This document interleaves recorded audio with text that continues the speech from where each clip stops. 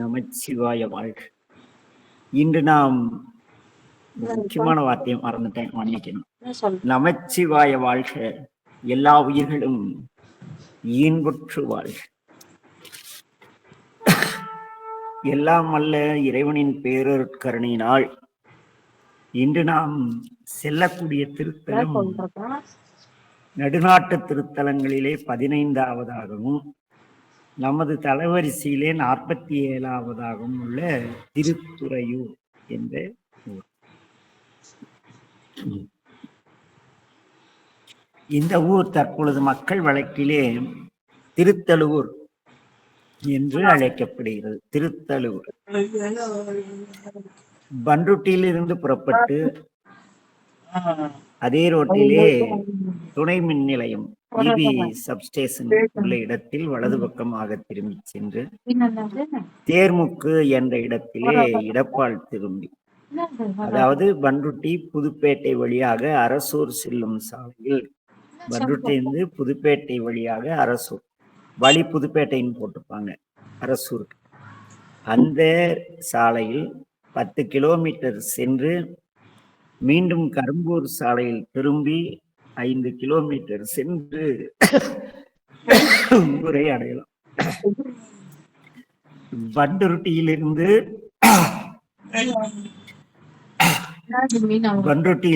திருத்தலூருக்கு பேருந்துகள் உள்ளன. இத்தலம் விழுப்புரம் கடலூர் புகைவண்டி பாதையில் உள்ள ரயில்வே ஸ்டேஷன் என புகைவண்டி நிலையம் நிறைவேறக்கூடியதாகவே இத்தலம் விழுப்புரம் டு கடலூர் ரயில்வே நிலையம் உள்ள ஒரு திருத்தலம். சுந்தரமூர்த்தி நாயனார் இறைவனிடம் தவநெறி வேண்டி பெற்ற திருத்தலம் இந்த ஊர். அதோடு சிவஞான சித்தியார் என்னும் சாத்திர நூலை பாடிய அருணந்தி சிவாச்சாரியார், அதாவது சகல ஆகம பண்டிதர் அவதரித்து வாழ்ந்த திருத்தலம். இவருடைய சமாதி கோயில் இங்கே உள்ளது. நாரதர், வசிட்டர், அகத்தியர், பீமன், சூரியன் ஆகியோர் வழிபட்ட திருத்தலம் இது. இக்கோயில் பெண்ணையாற்றின் தென்கரையிலே உள்ளது. மேற்கு நோக்கிய சன்னதி. சிறிய ஊர். சுந்தர காலத்தில் ஊரின் தென்பால் ஓடிய பெண்ணையாறு இன்று வடபால் ஓடுகிறது. ஊரிடம் மாறியிருக்கிறது அல்லது ஆற்றின் போக்கு மாறியிருக்கிறது. அந்த பழைய பெண்ணையாறு மலட்டாறு என்ற பெயரிலே இன்றும் இருக்கிறது. அந்த பழைய பெண்ணையாருக்கு மலட்டாறுன்னு இன்னைக்கு ஊர் மக்கள் கூறுறாங்க. பெண்ணையாறு தென்பால் ஓடியது, இப்ப வடபால் ஓடுகிறது. இறைவன் சிஷ்ட குருநாதேஸ்வரர், இறைவன் குருநாதர் என்ற பெயரிலே இருக்கின்ற மிகச் சில திருத்தலங்களில் இங்கே இறைவன் அந்த திருநாமத்தில், அதாவது சிஷ்ட குருநாதேஸ்வரர், சாமி பேரு குருநாதேஸ்வரர். அப்படி அடுத்து பசுபதீஸ்வரர். அம்பாளுடைய திருநாமம் சிவலோகநாயகி, பூங்கோதை நாயகி. தலமரம் கொன்றை. சூரியன் உருவாக்கி நீர் எடுத்து இறைவனை வழிபட்ட சூரிய தீர்த்தம் கோயிலுக்கு எதிரிலே உள்ளது. இத்தலத்திற்கு வந்த சுந்தரரை கிழவர் வடிவில் இறைவன் தோன்றி அவரை ஆட்கொண்ட இடம் இந்த துறையூர். துறையூருக்கு அண்மையில் உள்ள கிளப்பாக்கம் இறைவன் ஆட்கொண்ட அந்த இடம் என்றும் இருக்கிறது. சுந்தரரை தடுத்து நிறுத்தி இறைவன் ஆட்கொண்ட, இது மாதிரி இங்க ஒரு சிவாலயம் இருக்கிறது, செல் என்று ஆட்கொண்ட இடம்.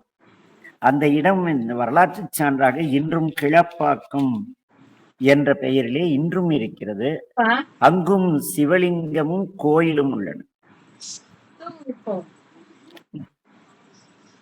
இவ்வாறு இறைவனை ஆட்கொண்ட திருமேனி இருக்கிறது அல்லவா, இறைவனுடைய திருவுருவம்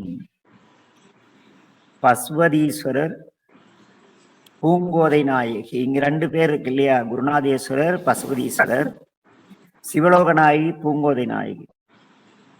இதிலே சுந்தரருக்கு கிழவயவில் தோன்றி ஆட்கொண்ட இறைவனுடைய பெயர் பசுபதீஸ்வரர். அந்த தாயாரின் பெயர் பூங்கோதை நாயகி. அருணகிரிநாதரின் திருப்புகளும் வண்ணச்சரபம் தண்டபாணி சுவாமியுடைய பாடல்களும் இத்தலத்திற்கு உள்ளன. இங்குள்ள 8 கரங்களுடன் கூடிய பத்ரகாளி சன்னதி விசேஷமானது. இங்கு சாமி மேற்கு நோக்கியும் அம்பாள் வடக்கு நோக்கியும் இருப்பது வேறெங்கும் காண முடியாத ஒரு அற்புதமான காட்சி. மற்ற இடங்களில் அம்பிகை தெற்கு நோக்கி இருப்பாள், இங்கே வடக்கு நோக்கி இருக்கு. முகப்பு வாயிலை கடந்ததும் வளப்பால் அம்மனுடைய சன்னதி, அம்பிகை நின்ற திருக்கோலம், எதிரிலே கவசமிட்ட கொடிமரம், நந்தி பலிபீடங்கள் இருக்கின்றன. நம்முடைய நந்தியம்பெருமான் இருக்கிறார் அல்லவா, அவருக்கு தவநெறி தந்த இடம் இத்திருத்தலம். அதனால் குருநாதர் ரிசுபாரூடர் என்கின்ற நந்தியம்பெருமானுக்கு தவநெறி என்றால் என்ன என்று கூறி அதை தந்த இடம் இந்த திருத்துறையூர் என்கின்ற திருத்தலம். அது மட்டுமன்றி சுந்தரர் அங்கே உள்ளே நுழைந்ததும் இதற்கான ஆதாரமாக நந்தியம்பெருமானுக்கு இறைவன் தவநெறி தந்த காட்சியும் சுந்தரர் கைகூப்பி வணங்கும் நிலையும் காணலாம். மற்ற எந்த இடத்திலும் சுந்தரர் கைகூப்பி வழிபட்டது போன்ற திருமேனி இருக்காது. உள்வாயிலை தாண்டி மண்டபத்தை அடைந்தால் நேரே மூலவர் தரிசனம். சாமி கம்பீரமாக இருப்பார், ராஜகம்பீர நாடாளும் நாயக என்பார் அருணகிரிநாதர் அவருடைய திருப்புகளில். அப்படி அந்த ராஜகம்பீரமான இறைவன் வெள்ளிக்கவசம் அணிவித்து, நாங்கள் சென்ற பொழுது வெள்ளிக்கவசம் அணிவித்திருந்தார்கள், வேறு லெவல் அழகு. உற்சவ திருமேனிகளுள் குதிரை சொக்கர் என்று ஒரு சாமி இருக்கிறார். அங்கே அசந்து போனோம். என்ன சாமிக்கு பேரு குதிரை சொக்கர். அவர் கையிலே சாட்டை பிடித்த நிலையில் உள்ளார்.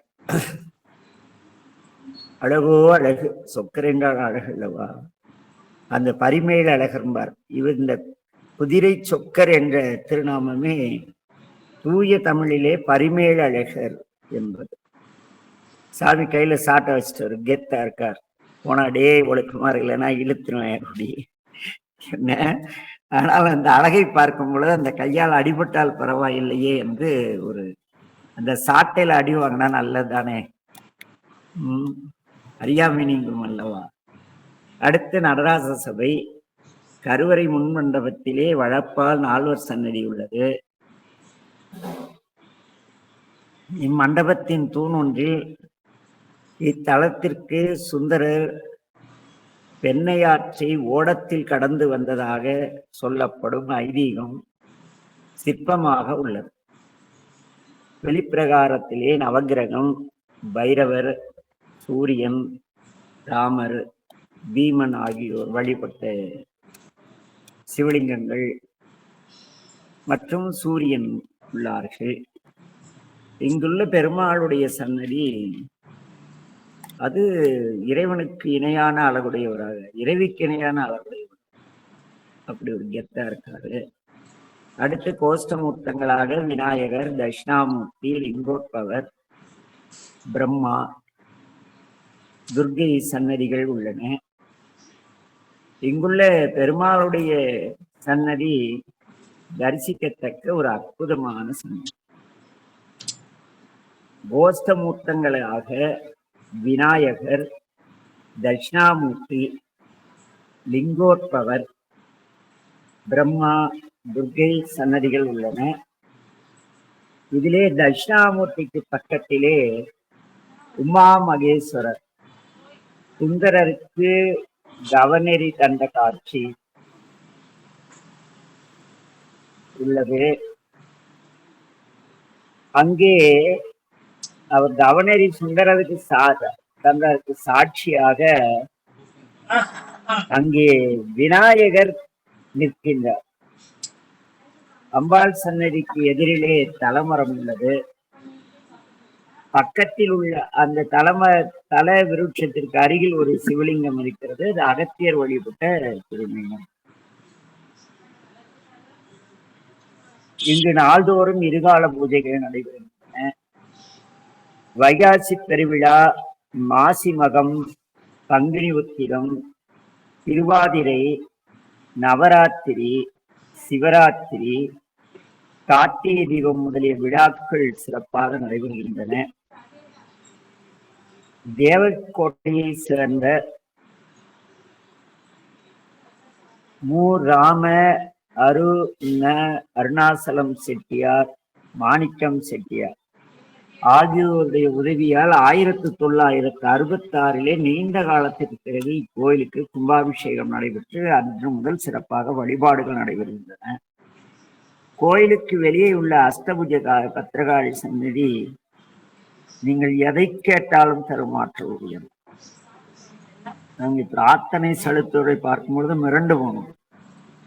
அவ்வளவு அருள்வடிவானவர் அன்னை. பௌர்ணமி விழா சிறப்பாக இங்கே நடைபெறுகிறது. தேரடி விநாயகர் 3 அடி உயரமான பெரிய விநாயகர் பூஜை நடைபெற்றுக் கொண்டிருக்கிறது. கோயிலுக்கு நேர் எதிரில் அருள்நந்தி சிவாச்சாரியாரின் சமாதி கோயில் உள்ளது. இந்த இடம் திருவாவடுதுறை ஆதீனத்திற்கு சொந்தமானதாக இருக்கிறது. ஆண்டுதோறும் புரட்டாசி பூரத்தில் அருள்நந்தி சிவாச்சாரியாருடைய குரு பூஜை மிக சிறப்பாக நடைபெறுகிறது. இந்த அருள்நந்தி சிவாச்சாரியார் இந்த திருத்துறையூரிலே இறைவனுக்கு பணி செய்து வாழ்ந்தவர். அவருடைய சந்ததிகளே இன்றும் இக்கோயிலின் பூஜகர்களாக இருக்கிறார்கள். சமாதிக்கு பக்கத்தில் வெளியிலே ஒரு சிவலிங்கம் இருக்கிறது.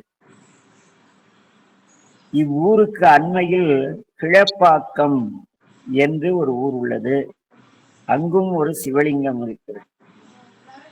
சுந்தரரை இறைவன் முதிய வேதியராக காட்சி தந்து அந்த முதலிலே சிவலிங்கம் இருக்கிற இடத்திலிருந்து அழைத்து வந்ததாக கூறுகிறார்கள்.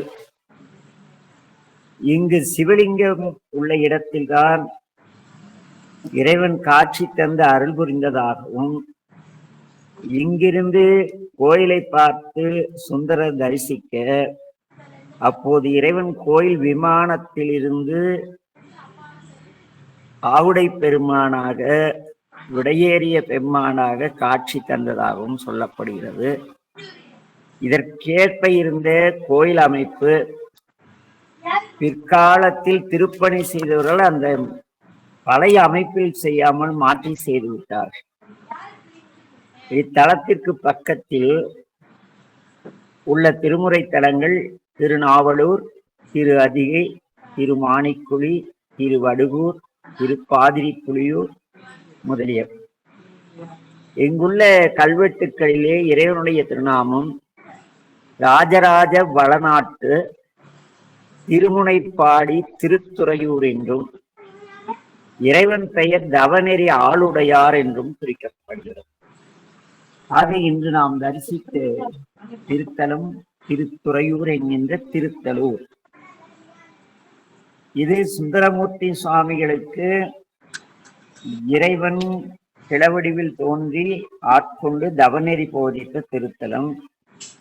அருள் நந்தி சிவாச்சாரியார் வாழ்ந்து பூஜித்த திருத்தலம். அருணகிரிநாதரின் திருப்புகழ் பெற்ற திருத்தலம். நந்தியம்பெருமானுக்கு தவநெறி தந்த திருத்தலம். இங்கு இருக்கும் உற்சவ திருமேனிகள் பல இருந்தாலும் அங்கு குதிரை சொக்கர் நீங்கள் சென்றால், ஏனெனில் இதை ஏன் வலியுறுத்தி சொல்லுங்க, நீங்க அங்கு சென்றால் கேட்க வேண்டும், இங்கே குதிரை சொக்கர் எங்கிருக்கிறார் என்று. கையில சாட்டை வச்சுட்டு ஒரு கெத்தா இருப்பார் முன்மண்டபத்தில். என்ன ஆக இத்தனை சிறப்புகளுடைய இந்த திருத்தலம் என்னுடைய பேரருட்கருணையினால் நன்கு பராமரிக்கப்பட்டு வருகிறது. நாமும் சென்று தரிசிக்க திருவருளை வேண்டி இங்கே சுந்தரமூர்த்தி நாயனார் ஒரு பெரிய வரம் கேட்கிறார். மலையார் அறிவித்திறன் மணி உந்தி குளையாரக் கொணர்ந்து எற்றியதோர் பெண்ணை வடபாள் கலையார் அல்குற் கன்னியரோடு துறையூர் தலைவா உன்னை வேண்டிக் கொள்வேன் தவநெறியே என்று நம்முடைய அருட்பா வள்ளல் மல்லார்ந்து மாசும் துறையூர் மகிழ்வன் முதல் மூவரும் சீர் பேசும் துறையூர் பிறைசூடி என்று. ஆக இத்தகைய திருத்தலம், இத்திருத்தலத்திற்கு பன்ருட்டில் இருந்து பேருந்துகள் இருக்கின்றன, சென்று தரிசிக்கலாம். நமச்சிவாய வாழ்க. இன்றைய திருத்தலம் அருள்மிகு சிஷ்ட குருநாதேஸ்வரர் திருக்கோயில், திருத்துறையூர். நமச்சிவாய வாழ்க. இந்த இடையில பேசுனது கட்டானதுக்கு காரணம், மழை வந்து கம்பெனிக்குள்ள 3 நாளா மழை வந்துட்டு போயிட்டு இருந்ததா. என்ன இறைவா, பூமி எல்லாம் இப்படி இருக்கு, ஒரே சூடா இருக்கு, டென்ஷனா இருக்கு. இன்னைக்கு ஒரு 2 மணி நேரம் மழை பெஞ்சா பரவாயில்ல, ஒரு தட்டுங்களே அப்படின்ட்டு வேண்டிட்டு உட்கார்ந்தேன். எப்பவுமே நம்ம சொன்னாந்தாலும் அதுக்கு எதிர்மறையாதான் செய்வாரு. இன்னைக்கு என்னுடைய வண்டி நாளைக்கு எஃப்சி காட்டுறதுக்காக கொஞ்சம் பல பாலிஷ் கிளிஸ் போட்டு மலையில நிறுத்திடணுமா. அந்த ஆளுக்கு நான் ஏதாவது சுத்தவத்தோ சின்ன பிடிக்காது, அப்படியும் எடுத்துக்கலாம். இல்ல இவன் என்னடா வண்டி, புது வண்டி எல்லாம் போய் எல்லாம் அது இதெல்லாம் பண்ணி வச்சுட்டான், வாட்டர் சர்வீஸ் செய்யல, வரணும்னு அனுப்பி சர்வீஸ் பண்ணலான்னு நினைச்சாரே என்னவோ தெரியல. எப்படி ஆயினும் அப்படியே மனசுக்குள்ள ஓடிச்சு. இறைவா, என்ன இறைவா, ஒரு வண்டி எஃப்சி போனா வாட்டர் சர்வீஸ் பண்ணும் இல்லையா, என்னடா வண்டி பண்ணி வச்சிருக்கேன், நான் வரணும்னு அனுப்புறேன், சாமி அழைக்கிற மாதிரி ஒரு மகிழ்வா. அதனால சில தடுமாற்றம் வந்தது, அன்பர்கள் மன்னிக்க வேண்டும். நமச்சிவாய வாழ்க. அதே போல இந்த வர்ணனுடைய வருகையால் நேரம் கிடைப்பதால் இன்னொரு திருத்தலத்திற்கும் ஓடி போய் பார்த்து விடலாம் என்று விரும்புகிறேன். அது ஏனெனில் அது சிறிய திருத்தலம். ஊருடைய பெயர் இதற்கு ஆண்டார் கோயில், திருவாண்டார் கோயில் என்ற பெயர்கள் இருக்கின்றன. நடுநாட்டு திருத்தலங்களிலே 48வது திருத்தலம், மன்னிக்கவும், நமது தளவரிசையிலே 48வது திருத்தலம். நடுநாட்டு திருத்தலங்களிலே 16வது திருத்தலம் வடுகூர். இப்பெயர் பிற்காலத்தில் இறைவனுடைய திருப்பெயரால் ஆண்டார் கோயில் என்றாகி இன்று மக்கள் வழக்கிலே மிக மரியாதையாக திரு ஆண்டார் கோயில் என்று வழங்குகிறது. இது புதுச்சேரி மாநில எல்லைக்குட்பட்டது.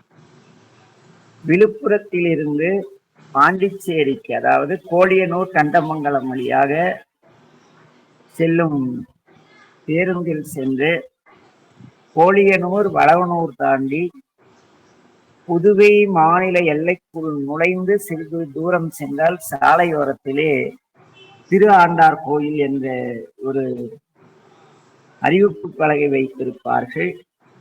அங்கே இறங்கினால் ஊரின் தொடக்கத்திலேயே